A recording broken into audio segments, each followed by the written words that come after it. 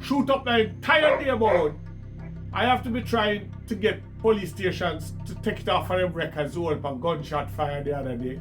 I'm seeing it clearly now, you know. And I know exactly where this is going.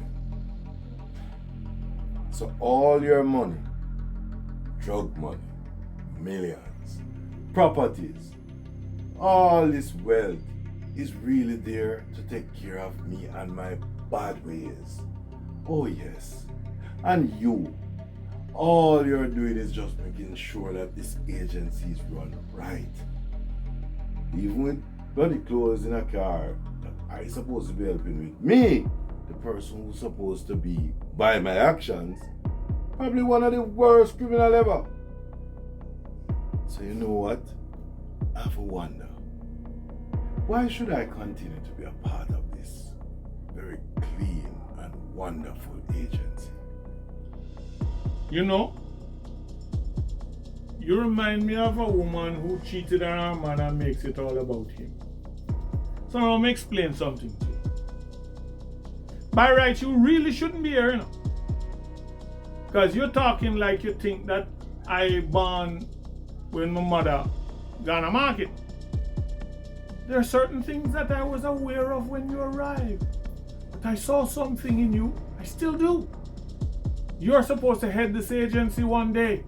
If you'd stop looking in every little crevice for justification for your actions. There are little things I know.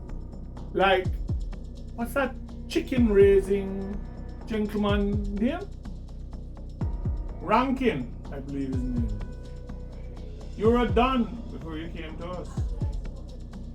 And I still took you in because I saw something then and I still see it now if you control that famous temper.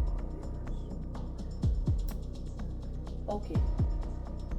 So we all have skeletons in our closet. And how things are running, gentlemen, it's not looking good. We have one man that is standing between us and our agency. One of Jamaica's top agency that can solve anything. You need to be back in the office. You need to be back with the agency in peak investigative stats.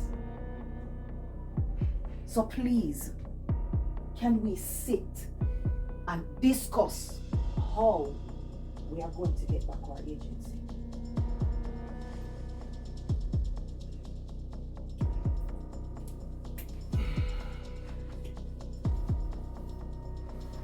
I only have one thing to say. I hope his presence doesn't mean I can't get coffee.